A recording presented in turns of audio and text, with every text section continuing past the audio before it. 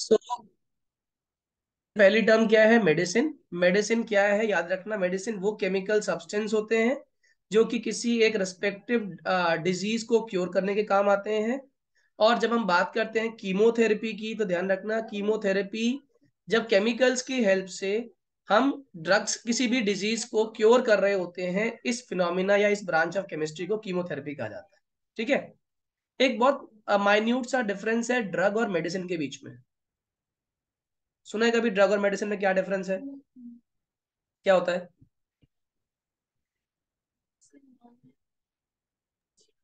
कोई ऐसा जरूरी नहीं है। ड्रग का जो मॉलिक्यूलर मास होता है, पहली बात तो याद रखना, ड्रग्स का मॉलिक्यूलर मास लो होता है। क्या है ड्रग्स का मॉलिक्यूलर मास? लो। और ये क्या करते हैं, इनके अपने अपने एक स्पेसिफिक टारगेट्स होते हैं। देखो बच्चों, जब भी कोई भी ड्रग या मेडिसिन हम खाते हैं, तो ये एक स्पेसिफिक मैक्रोमोलिक्यूलर टारगेट्स पे अटैक करते हैं। What is macromolecular targets? हमारी बॉडी में बहुत सारी साइट्स मौजूद है। क्या मौजूद है? बहुत सारी साइट्स मौजूद है।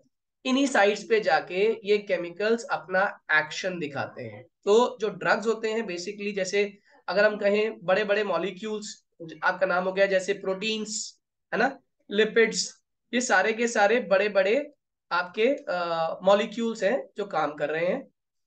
काम करने के बाद वो अपना एक बायोलॉजिकल रिस्पॉन्स प्रोड्यूस कर रहे हैं, और ये बायोलॉजिकल रिस्पॉन्स ही उस पर्सन को ठीक करने के लिए काम में आता है ना।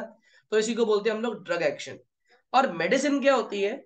जब ड्रग का एक स्पेसिफिक अमाउंट, एक स्पेसिफिक अमाउंट यूज करके, एक स्पेसिफिक अमाउंट को यूज करके हम क्या कर रहे हैं, एक डिजायर्ड डिजायर्ड डायग्नोसिस कर लेते हैं, डिजायर्ड डायग्नोसिस करते हैं, तो उसको हम लोग क्या बोलते हैं? मेडिसिन। क्या मेरी बात समझ आ रही है? आया ना?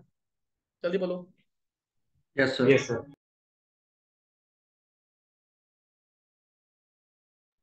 ये क्लियर है सभी को? ड्रग और मेडिसिन का डिफरेंस जल्दी बोलो। हाँ सर। Yes sir. दोनों ही रिसेप्टर्स पे काम करते हैं, बस फर्क क्या होता है कि ड्रग का एक लिमिटेड अमाउंट जब हम किसी पेशेंट के ऊपर एडमिनिस्टर करते हैं और वो एक पर्टिकुलर डिजीज को डायग्नोज करने में हेल्प करता है, तो उसको हम लोग क्या बोल देते हैं? मेडिसिन कहते हैं। जबकि ड्रग एक कैटेगरी ऑफ क्लासिफिकेशन है बेसिकली मेडिसिन की, जिसका अपना एक रिसेप्टर टारगेट है जहां पे जाके वो रिसीव होती है और अपना काम करती है। लेकिन वो काम स्पेसिफिक नहीं है। काम को स्पेसिफिक करने के लिए हम क्या इस्तेमाल करते हैं? मेडिसिन का। ठीक है। अब सबसे पहला काम जो आपने पढ़ना है इसी के अंदर, मैं साथ में रब करता रहूंगा, स्क्रीनशॉट लेते रहना है, इसलिए आगे बढ़ू। यस स्क्रीनशॉट ले सर। लिया? चलो, अब इसके सर बाद है रिकॉर्डिंग भी क्लास। शेयर कर दोगे ना? क्या? रिकॉर्डिंग भी शेयर हाँ कर हाँ हाँ दोगे? हाँ, रिकॉर्डिंग भी शेयर कर दूंगा। क्लासिफिकेशन ऑफ ड्रग्स की बात करते हैं। अब ये बड़ी इंपॉर्टेंट है। सबसे पहले जो क्लासिफिकेशन आती है वो आती है on the basis of pharmacological effect. Pharmacological, आपको ये पता है कि एक पर्टिकुलर डिजीज के लिए हमारे पास एन नंबर ऑफ मेडिसिन होती हैं, आया ना। जैसे मान लो किसी को बुखार हो गया, तो डॉक्टर कहता है कॉम्बी फ्लेम नहीं है तो पैरासीटामोल खा लो, पैरासीटामोल नहीं है तो डोलो खा लो, ऐसे मतलब सूमो खा लो।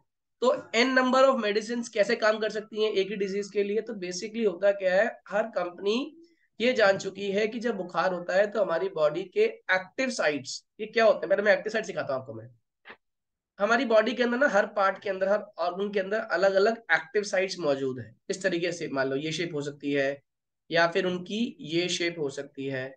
ये उनकी एक्टिव साइट्स की शेप होती है। और हर एक्टिव साइट पे फंक्शनल ग्रुप्स मौजूद है। कौन से ग्रुप्स मौजूद है? Functional group. मतलब it can be carboxylic, sulphonic, ऐसे बहुत सारे ग्रुप्स मौजूद हैं। तो होता क्या है, जब मान लो किसी को बुखार हो गया, तो बुखार होने पे हमारी एक्टिव साइट के जो सल्फोनिक पार्ट है, एज्यूम कर लो, इसमें बता रहा हूँ खाली, सल्फोनिक पार्ट ने काम करना बंद कर दिया है। ठीक है। तो अब क्या करते हैं हम, बाहर से या तो बॉडी उसे खुद ही क्योर कर ले अपने एंजाइम्स के थ्रू। ये बॉडी का एंजाइम है। अब मान लो इस एक्टिव साइट पे बीमारी हुई है, तो बॉडी का एंजाइम की शेप क्या होगी? ये वाली, आया ना। और इस एक्टिव, इसके ऊपर भी बहुत सारे क्या होंगे? फंक्शनल ग्रुप होंगे। ये फंक्शनल ग्रुप जाके क्या करेंगे? उस वाले फंक्शनल ग्रुप को एक्टिवेट कर देंगे। जो हमारा फंक्शनल ग्रुप काम नहीं कर रहा। और ये करेंगे कैसे? ये जाके उसके ऊपर बॉन्ड बना लेंगे। जैसे ही बॉन्ड बनाया तो इन्होंने क्या किया, अपने वाले साइड से इसके वाले साइड को केमिकल मैसेज देना शुरू कर दिया। जब केमिकल मैसेज दे दिया या सिंपल सी भाषा में कहूं, इस वाली एक्टिव साइट को उसने एक्टिवेट कर दिया, तो ये एक्टिवेट होने के बाद इस एंजाइम को वापस भेज देगा कि तेरा अब कोई भी रोल नहीं है। ये वापस यहां से आ जाएगा और आपकी ये एक्टिव साइट दोबारा से एक्टिव हो जाएगी, और जैसे ही एक्टिव हो गई हम कहते हैं कि बॉडी फिर से वर्किंग कंडीशन में आ गई। कितने लोगों को मेरी बात समझ आ गई? Yes sir. Yes, sir. Enzymes होते हैं, और वो एंजाइम क्या कैरी करते हैं? वही सारे के सारे फंक्शनल ग्रुप कैरी करते हैं, और उन्हें पता है कि कौन से ऑर्गन में किस शेप की एक्टिव साइट है जिस पर जाके हमें अटैच होना है। तो इसीलिए याद रखना, अब कभी नोटिस करना, एक क्वेश्चन आता दिमाग में कि जब हम गोली खाते हैं, मेडिसिन खाते हैं, वो तो सारी गोल है, सिलेंड्रिकल है, तो उस गोली को क्या पता कि मेरे पेट में दर्द है या मेरे सर में दर्द है? बेसिकली गोली की शेप से कोई इंपॉर्टेंस नहीं है, गोली के अंदर जो ऐसे एंजाइम्स हमने डाले हैं, जैसे मान लो हमने गोली के अंदर इस तरह के एंजाइम्स डाल दिए जिनकी शेप इस तरीके से है, जो अपने साथ फंक्शनल ग्रुप कैरी कर रहे हैं, तो ऑब्वियस सी बात है जब ये आपने दवाई खाई, ये ब्लड में डिजोल्व हुई, तो ब्लड के थ्रू ये पूरी बॉडी में ट्रैवल करेंगे एंजाइम्स। तो जिस पर्टिकुलर ऑर्गन में जाके ये प्रॉपर तरीके से सेट हो जाएंगे या अपना एक्शन शुरू कर देंगे, बस वहीं पे ही अपना काम दिखा पाएंगे, बाकी कहीं पर भी काम नहीं दिखा पाएंगे। क्या मेरी बात समझ आ रही है? क्या मेरी बात समझ आ रही है? जैसे मान लो ये इंसान की बॉडी है, तो इंसान की बॉडी में यस सर। अलग अलग एक्टिव Yes, sir. साइट्स हैं, हर हर पार्ट में अलग अलग एक्टिव साइट मौजूद है। ठीक है, तो यहाँ जो एक्टिव साइट इसकी शेप है वो ऐसी है, यहाँ जो एक्टिव साइट है उसकी शेप ऐसी है, ठीक, और जो हाथ के एक्टिव साइट्स है उनकी शेप ऐसी है। ठीक, तो ऑब्वियस ही बात है, अगर मेरे हाथ में दर्द है, या डॉक्टर पूछता है कहाँ दर्द है, बॉडी में कहाँ दर्द है, पहले पूछता है आपसे, पूछने के बाद समझ आता है कि कौन से रिसेप्टर भेजने हैं और कहाँ भेजने हैं, यानी कि उनके अंदर कौन से वाले एंजाइम्स होने चाहिए, ये भी डॉक्टर को पता है। और वो कौन से एंजाइम जाने हैं, ये किसने बनाया? ये फार्मा कंपनीज ने बनाया। तो फार्मा कंपनीज के नाम अलग अलग हो सकते हैं, लेकिन हर कंपनी को पता है कि एंजाइम कौन सा है और उसे जाना कहाँ है, और कौन सा एंजाइम या कौन से फंक्शनल ग्रुप की कमी से ये बीमारी हुई है, इसीलिए वही पर्टिकुलर फंक्शनल ग्रुप बॉडी में जाके एक्टिवेट करना है। तो इसी के बेसिस पे फार्माकोलॉजिकल इफेक्ट आता है। हाँ या ना? क्या मेरी बात Yes, समझ आ sir. गई? जल्दी बोलिए। Yes sir. तो हाँ हम सर. क्या लिखेंगे इसमें? ये बेसिकली किसके लिए यूजफुल है? It is useful for doctors.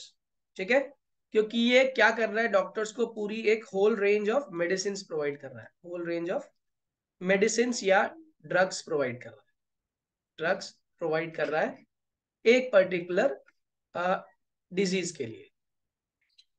क्या मेरी बात क्लियर है? Yes sir. चलो आगे समझो। सेकंड, अब आता है on the basis of drug action. ये भी बड़ा इंपॉर्टेंट है, on the basis of drug action. Her drug का अपना एक स्पेसिफिक एक्शन है, मानते हो? जो बुखार की दवाई है वो आपके अपसेट स्टमक को ठीक नहीं करेगी, हाँ या ना? ऐसा क्यों होता है? क्योंकि हर एक ड्रग का अपना एक बायोकेमिकल प्रोसेस होता है। Am I clear? Yes sir.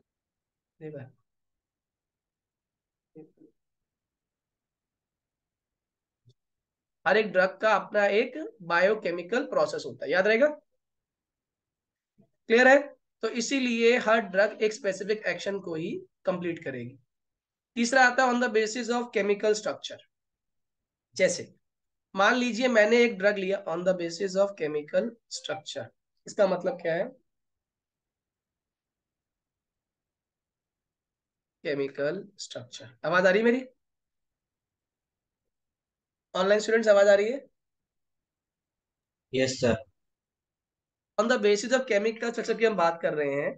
तो जैसे मान लीजिए ड्रग्स को हम उनकी एक्टिविटीज के हिसाब से, फार्माकोलॉजिकल इफेक्ट्स के हिसाब से, और इवन उसमें कौन कौन से फंक्शनल ग्रुप मौजूद है इस बेसिस पर भी डिवाइड करते हैं। जैसे एक ड्रग है सल्फोनामाइड ग्रुप, सल्फोनामाइड, उसमें NH2 भी है और उसमें सल्फोनाइल ग्रुप भी प्रेजेंट है, हाँ या ना? तो इस ड्रग के अंदर, मान लो ये जो ड्रग है इस सॉल्ट के अंदर, इस जो सॉल्ट है it is use for upset stomach. अगर किसी का स्टमक अपसेट होगा तो उस दवाई में ये सॉल्ट होना लाजिम है, जरूरी है। तो आपने नोटिस किया हो कई बार आप मेडिकल शॉप पे जाते हैं तो उसे बोलते हैं भैया ये दवाई दे दो, वो कहता है कंपनी सेम नहीं है लेकिन सॉल्ट सेम है। आया ना? हाँ सर। तो उसका मतलब क्या हो गया, कंपनी सेम नहीं है सॉल्ट सेम है, कि काम ये वही करेगी, बस फर्क क्या है जो ब्रांडिंग वाली कंपनी थी वो चेंज हो गई है। Am I clear to all? Yes ठीक है। इसके बाद एक और इसमें स्टेप आता है, फोर्थ स्टेप, जिसको हम लोग बोलते हैं, मैं वो ड्रॉ कर रहा हूं आपके सामने, मतलब बता रहा हूं। इसका नाम होता है आपका on the basis of molecular target. On the basis of molecular target, इसका क्या मतलब है? ये कहता है ड्रग्स जो होते हैं हमारी बॉडी के मैक्रो मॉलिक्यूल्स के साथ इंटरैक्ट करते हैं, हाँ या ना? जल्दी बोलो। ड्रग्स बेसिकली क्या है? ड्रग्स को हम अगर प्रॉपर नाम दें तो ड्रग्स हमारे सबस्ट्रेट है। हमारी बॉडी में कहा जाते हैं ये एंजाइम्स, यानी एक्टिव साइट्स पर जाते हैं और उनसे इंटरैक्ट करते हैं, मतलब उनसे बॉन्ड फॉर्म कर लेते हैं। ठीक है? जैसे ही बॉन्ड फॉर्म करते हैं, बॉन्ड फॉर्म करने का अपना केमिकल मैसेज उसमें रिलीज कर देते हैं। क्या मेरी बात समझ आ गई? और जैसे ही केमिकल मैसेज रिलीज करते हैं उसके बाद ये वापस अपनी ओरिजिनल स्टेट में मेटाबॉलिज्म के थ्रू, यूरिन के थ्रू या एक्सक्रीशन के थ्रू बॉडी से बाहर आ जाते हैं। इसको बोलते हैं फोर्थ एक्शन इसका। Am I clear to all?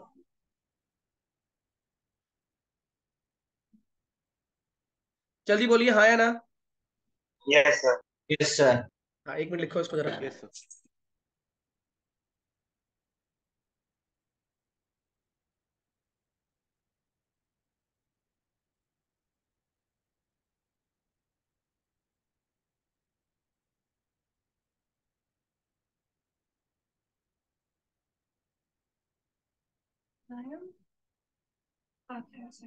हम्म, हो गया?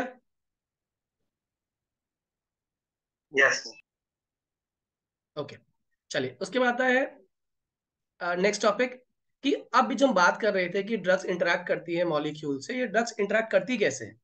ड्रग का इंटरैक्शन फिनोमिना है कैसे? ये रब कर दूं, हटा दूं, हटा दूं इसे? Yes sir. सर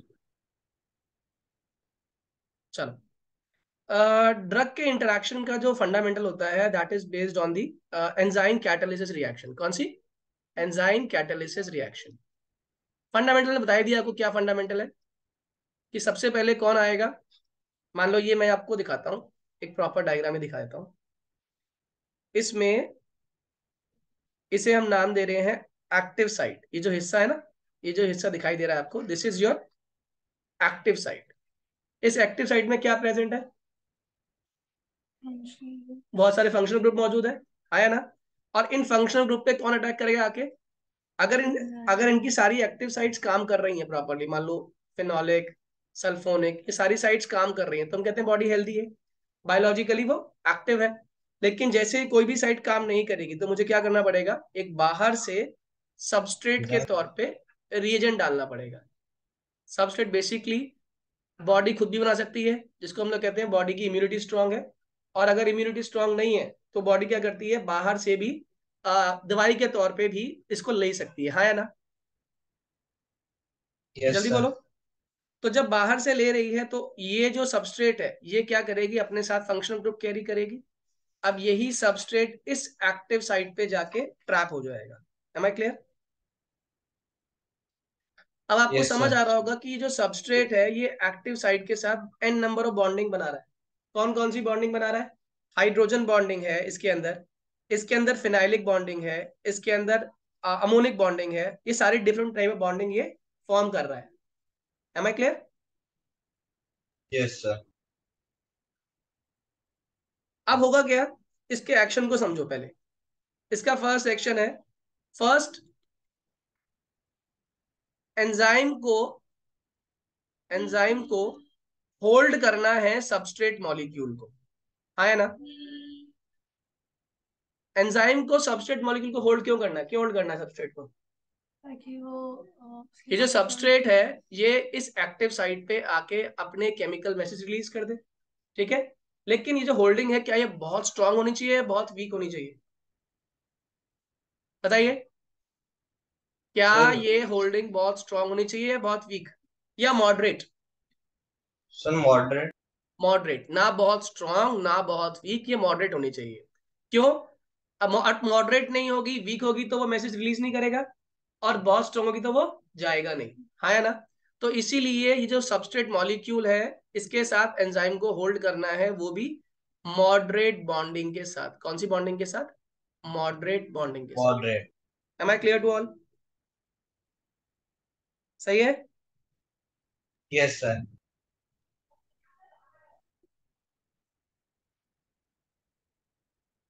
अब सेकंड स्टेप क्या होगा? अब इस एंजाइम ने क्या किया, जो केमिकल मैसेज है वो इस फंक्शन ग्रुप को प्रोवाइड कर दिया, मैसेज अपना इस पे आके रिलीज कर दिया, इसकी फंक्शनल साइट्स को एक्टिव कर दिया, हाँ या ना? जल्दी बोलो, सेकंड फंक्शन क्या यस है? Sir. Second function of enzyme is to provide functional group, ठीक है, जो कि सबस्ट्रेट पर अटैक करेगा, that will attack the substrate in chemical reaction.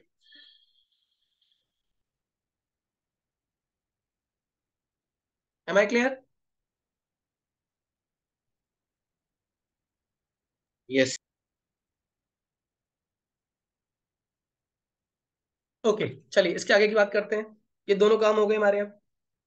अब अल्टीमेटली ये सबस्ट्रेट ने अपना काम भी कंप्लीट कर लिया, अभी सबस्ट्रेट को बाहर जाना है, तो थर्ड स्टेप जो होगा वो डिपार्चर होगा इसका। थर्ड स्टेप क्या होगा इसका? डिपार्चर। किसका डिपार्चर? इस सबस्ट्रेट का डिपार्चर, यहां से इसका डिपार्चर होगा। Am I clear to all? Substrate का डिपार्चर। ओके, ये क्लियर है सभी को? Yes sir. अच्छे समझ आ गया? बाकी बताएं yes online sir. Students. Yes sir. Yes ठीक है, सर। ये रब कर रहा हूं, ये हो गया। इसके बाद आता है कि जब हम ड्रग के साथ ये जो इस एक्टिव साइट में हम अटैक कर रहे हैं या कंबाइन कर रहे हैं, तो कई बार ऐसा भी तो होता है कि मान लो जैसे ये सबस्ट्रेट बॉडी का बायोलॉजिकली हेल्प करने वाला सबस्ट्रेट है जो इसकी एक्टिव साइट को हेल्दी करता है। कई बार ऐसा भी सबस्ट्रेट है जिससे हम लोग क्या बोल देते हैं, बॉडी के अंदर किसी तरह का वायरस हो गया, ये क्या करेगा? ये आके इस एक्टिव साइट को ब्लॉक कर देगा, हाँ या ना? अगर ये एक्टिव साइट को इसने ब्लॉक कर दिया इस सबस्ट्रेट ने, तो अब ये दोबारा से हेल्दी कैसे होगी? कैसे होगी दोबारा से हेल्दी? सर वापस बोलना। ये जो एक्टिव साइट थी इसके ऊपर एक इनहिबिटर, इनहिबिटर मतलब होता है जो ग्रोथ को रोक देता है, ऐसा हमारी बॉडी में, मतलब वायरस मान लो एक किस्म का virus as a substrate, yes sir. ये इस एक्टिव साइट पे आके जुड़ गया। अगर ये जुड़ गया तो क्या होगा? ये इस एक्टिव साइट की फंक्शनैलिटी को स्टॉप कर देगा, यस सर। और अगर एक्टिव साइट की फंक्शनैलिटी को ये स्टॉप कर देगा तो ये एक्टिव साइट क्या हो गई? काम करने के लायक नहीं रही, है ना? Yes sir. अब मुझे दोबारा से इसको बायोलॉजिकली एक्टिव करना है तो क्या करना पड़ेगा? जगह तो है नहीं कि इसको हटाऊं और फिर दवाई वाले सबस्ट्रेट को लेकर आऊं। तो क्या होता है इस केस में, एक्टिव साइट के बैक साइड से यहाँ अटैक होता है। कहां से? पीछे से अटैक करते हैं। इसको हम लोग बोलते हैं एलोस्टेरिक साइट्स। कौन सी साइट्स? Allosteric sites. ये मेन साइट्स नहीं होती, ये कौन सी साइट्स होती हैं? ये other sites than the major site, these are known as allosteric sites, ठीक है। अब ये एलोस्टेरिक साइट यहां से एंटर होके अपना केमिकल मैसेज इस एक्टिव साइट को पहुंचाएंगे, है ना? इट इज लाइक अगर कोई मेटल सरफेस है या कोई मेटल इक्विपमेंट है या टूल है जो कि जाम हो चुका है, तो क्या करना पड़ता है? उसको लुब्रिकेट करना पड़ता है, तो लुब्रिकेट कहाँ से करते हैं, उसके कहीं कोई होल से उसमें ऑयल डाल देते हैं, ग्रीसिंग कर देते हैं, जिससे बेनिफिट क्या होता है कि उस पूरी बॉडी में सामने से तो नहीं डाल पाए हम लोग ऑयल, बैक साइड से ही ऑयल डाल दिया तो एटलीस्ट वो ऑयल पहुंच गया और जो जैमिंग हो रही थी वो जैम खत्म हो गया उसके अंदर से, अब वो आसानी से रोटेट कर पा रहा है। ठीक है, सेम कहानी यहां पर है कि जैसे ही एलोस्टेरिक साइट के थ्रू ये जो केमिकल मैसेज है ये एक्टिव साइट पर पहुंचा, तो एक्टिव साइट ने क्या किया, इस केमिकल मैसेज की हेल्प से अपनी बाइंडिंग साइट को फ्री करना शुरू कर दिया। और जैसे ही बाइंडिंग साइट फ्री होना शुरू हुई, इस सबस्ट्रेट के बॉन्ड वीक हो गए, जो कि हमारे लिए कौन था यहाँ पर, वायरस था। तो अब ये सबस्ट्रेट धीरे धीरे इसके बॉन्ड वीक होते जाएंगे तो ये मेन साइट से बाहर आ जाएगा। एम आई क्लियर, समझ आ रही है? Yes, sir. तो एलोस्टेरिक साइट समझ आ गई सही बच्चों को, what is allosteric site? Yes, sir. Yes. Yes, sir. ठीक है, चलिए आगे लिखवाता हूँ एक बार जरा, कॉम्पिटिटिव और नॉन कॉम्पिटिटिव। एक बार ये डायग्राम ड्रॉ कर लो, इंपॉर्टेंट है।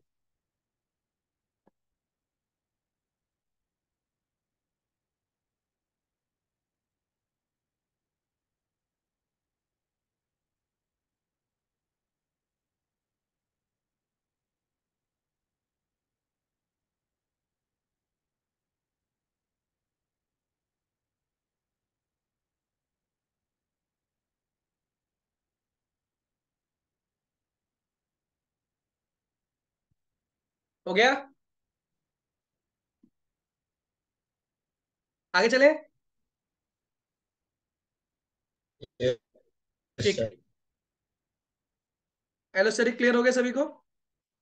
तो अब यहाँ पे आपने एक चीज और नोटिस कर ली कि now there are two kind of competitors, मतलब सबस्ट्रेट्स।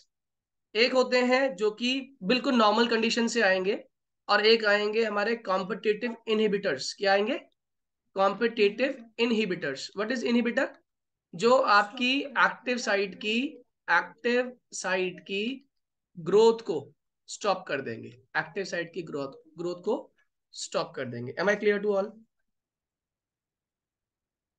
हाँ या ना? Yes, sir. ठीक है, अब on the basis of these दो तरह की दवाइयां होती हैं, या हम कहें दो तरह के एंजाइम्स होते हैं। एक होता है आपका जिसको हम नाम दे देते हैं, वैसे तो देखो दोनों ही जो कंसिडरेशन आती है इसकी वो सेम ही होती है, लेकिन हम इनको दो स्पेसिफिक कैटेगरी में क्लासिफाई करते हैं। एक होती है एंटागोनिस्ट और एक होती है एगोनिस्ट। तुमने पढ़ा पाया हूं मैं एंटागोनिस्ट एगोनिस्ट? नहीं। देखो मैं एक छोटा सा एग्जांपल देता हूं, उससे क्लियर करता हूं। जो एंटागोनिस्ट होती हैं ये क्या करती हैं, किसी भी एंजाइम की जो नेचुरल एक्टिविटी है उसे पूरी तरीके से ब्लॉक कर देती है। क्या कर देती है? पूरी तरीके से उसकी नेचुरल एक्टिविटी को ब्लॉक कर देती है। और जो एगोनिस्ट होती हैं, एगोनिस्ट, ये ऐसा है जैसे मान लो एक जगह पे सड़क बननी है। अब सड़क बननी है तो क्या हुआ कि सरकार ने उस तरफ से चलने वाली पूरी सड़क को ब्लॉक कर दिया। अब क्या हुआ इससे कि खाली एक ही सड़क चल रही है, खाली एक ही सड़क चल रही है। तो क्या हुआ, ट्रैफिक जो है वो बहुत ज्यादा बढ़ गया। क्यों? गवर्नमेंट ने तो पूरी तरीके से सड़क को बैन कर दिया, ये ब्लॉक कर दिया है। अगर ये ब्लॉक हो गई तो ऑब्वियस सी बात है यही सड़क से आना और यही सड़क से जाना होगा, शायद साथ वाली से। लेकिन एगोनिस्ट में क्या हुआ कि अगर मान लीजिए सड़क बनानी थी ये वाली, इसको आपने ब्लॉक किया, तो सरकार ने क्या किया, आपको कह दिया कि यहां से जाने वाले इस रास्ते को फॉलो करेंगे। क्या मेरी बात समझ आ रही है? जल्दी बोलो। Yes, sir. तो अगर तो Yes, अगर sir. जाने वाले इधर से आ रहे हैं, आने वाले ऑपोजिट साइड से आसानी से जा पा रहे हैं, हाँ या ना? जल्दी बोलो हाँ या ना। आप मुझे बताओ दोनों केसेस में से किस केस में जो नेचुरल एक्टिविटी है वो स्टॉप नहीं हुई? एगोनिस्ट Second वाले one. में, है ना? Agonist वाले में सर। आप बस सेम कहानी आप लोग दवाइयों के ऊपर भी लगा सकते हो। कुछ दवाइयां ऐसी होती हैं जिसे खाने पे आपको नींद आती है और उसके बाद ही उनका एक्शन शुरू होता है। जितने भी कफ सिरप है इनका एक्शन स्लो होता है। और स्लो का मतलब क्या हुआ, ये बॉडी की बाकी सारी एक्टिविटीज को स्लो डाउन कर देंगे, उसके बाद ही ये अपना काम शुरू करेंगे, हाँ या ना? एंटागोनिस्ट, ये क्या हो गए? एंटागोनिस्ट। और ज्यादातर फीवर की जो मेडिसिन होती है वो एंटागोनिस्ट होती है, लेकिन कुछ मेडिसिन ऐसी भी हैं जो एगोनिस्ट है। इसका मतलब आपने दवाई खा ली, काम भी करते रहोगे तो क्या होगा, बॉडी को स्लीपीनेस भी नहीं होगी और बॉडी काम भी करती रहेगी। होता क्या है कि जो बॉडी की नेचुरल एक्टिविटी है उसको जस्ट ऐसी एक्टिव साइट्स बना दी इस मेडिसिन ने जो मिमिक कर रही हैं।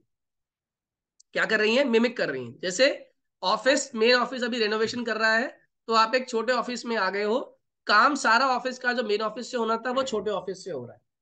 ठीक है, तो बॉडी के अंदर भी यही काम होता है। ये कौन करवाता है? एगोनिस्ट करता है। और एगोनिस्ट क्या कर रहा है? मिमिक कर रहा है एक्टिव साइट को। क्या कर रहा है? मिमिक कर रहा है एक्टिव साइट को। Am I clear to all? जल्दी बोलो।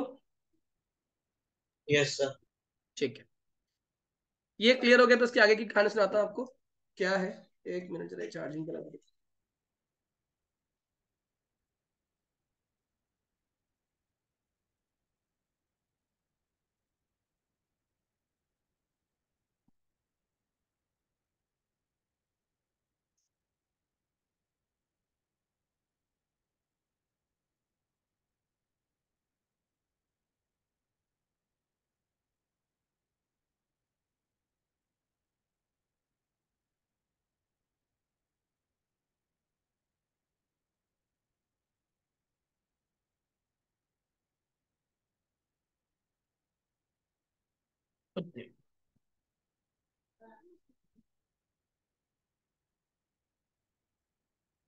हाँ जी, समझ आ गया बच्चों? आगे बढ़ो। Yes, sir. अब आता है classification of different type of medicine, है ना। और ये ज्यादातर आप लोगों ने पढ़ी हुई है, बस एक बार मुझे आइडिया देना है आप लोगों को। जैसे पहली मेडिसिन जो आती है, या हम कहें कि मैसेंजर्स की बात करें तो दो तरह के मैसेंजर्स हैं। सबसे पहला मैसेंजर जो आता है उसको हम लोग बोलते हैं, उसको बोलते हैं हॉर्मोन्स। क्या बोलते हैं इसको? हॉर्मोन्स। और दूसरे मैसेंजर कौन है हमारी बॉडी के? Neuro transmitters. कौन से हैं? Neuro transmitter. पहला क्या है? हॉर्मोन्स, और दूसरे क्या है? Neuro transmitters. क्या होते हैं हॉर्मोन्स? किन्हें कहा जाता है हॉर्मोन्स? सभी जानते हैं, 10 से पढ़ते आ रहे हो। Yes, ductless sir. ग्लैंड्स है। हाँ, मैसेंजर है, बेसिकली मैसेंजर्स हैं। और हमारी बॉडी में कौन प्रेजेंट है? Ductless gland. कौन? Endocrine system, right. ये एंडोक्राइन सिस्टम क्या भेज रहा है? केमिकल मैसेजेस भेज रहा है, केमिकल मैसेजेस रिलीज कर रहा है। और ये केमिकल मैसेजेस कैरी करने वाला कौन बंदा है? ब्लड, है ना। ब्लड के थ्रू ये सारे के सारे केमिकल मैसेजेस पूरी बॉडी में पहुंच जाते हैं। इसी को हम लोग बोलते हैं hormones. Am I clear to all? हाँ या ना? Yes, sir. ठीक है। एक होते हैं न्यूरो ट्रांसमीटर, ये आप लोगों ने पढ़ा होगा। इम्पल्सेस जानते हो ना? हमारी बॉडी में सीएनएस होता है, सेंट्रल नर्वस सिस्टम। ठीक, तो हमारी बॉडी के अंदर मेजॉरिटी ऑफ जो काम हो रहे हैं ना, जितने भी हम लोग बोलते हैं कंट्रोल एंड कोऑर्डिनेशन, वो हो रहे होते हैं by the help of neuro transmitters. क्योंकि ब्रेन इनको लगातार रिलीज कर रहा है और इन मैसेजेस की हेल्प से लगातार कोऑर्डिनेशन हो रहा है। हाँ है ना? सीएनएस कर रहा है इनको। और कौन कौन मूव कर रहे हैं? न्यूरॉन्स की हेल्प से ये ट्रैवल कर रहे हैं पूरी बॉडी के अंदर। पर ट्रैवल क्या कर रहे हैं? ये बेसिकली कोऑर्डिनेट करवा रहे हैं। ठीक, तो होता क्या है कि ये भी बेसिकली है तो छोटे छोटे मॉलिक्यूल्स ही। और ये क्या करते हैं? ये किसी एक रिसेप्टर साइट के साथ बाइंड हो जाते हैं, और बाइंड होने के बाद अपने मैसेज को क्विकली ट्रांसफर करते हैं। और ट्रांसफर करने के बाद अपना काम जल्दी से फिनिश कर लेते हैं। अगर ट्रांसफर हो गया, जिसको हम लोग बोलते हैं कंट्रोल एंड कोऑर्डिनेशन, तो ऑब्वियस ही बात है ये क्या करेंगे, इसमें तीन तरह के हमारे न्यूरॉन्स आपने पढ़े होंगे। एक रिले न्यूरॉन, एक मोटो न्यूरॉन, और एक सेंसरी न्यूरॉन। पढ़ा है? Yes, sir. Yes. Sensory neuron message को रिसीव करता है, रिले न्यूरॉन रिलेशन क्रिएट करता है, और जो मोटो न्यूरॉन है वो दोनों के बीच में फंक्शनैलिटी में हेल्प करता है हमें। हाँ या ना? Am I clear to all? Yes, sir. ठीक है, तो न्यूरोट्रांसमीटर्स और हार्मोन्स ही हमारी बॉडी के अंदर केमिकल और नर्वस इंपल्सेस को भेजने के लिए रिस्पॉन्सिबल होते हैं। अब different type of specific drugs कौन कौन से होते हैं मैं आपको बता रहा हूँ। एक बार दोबारा से रिज्वाइन करो सभी बच्चे।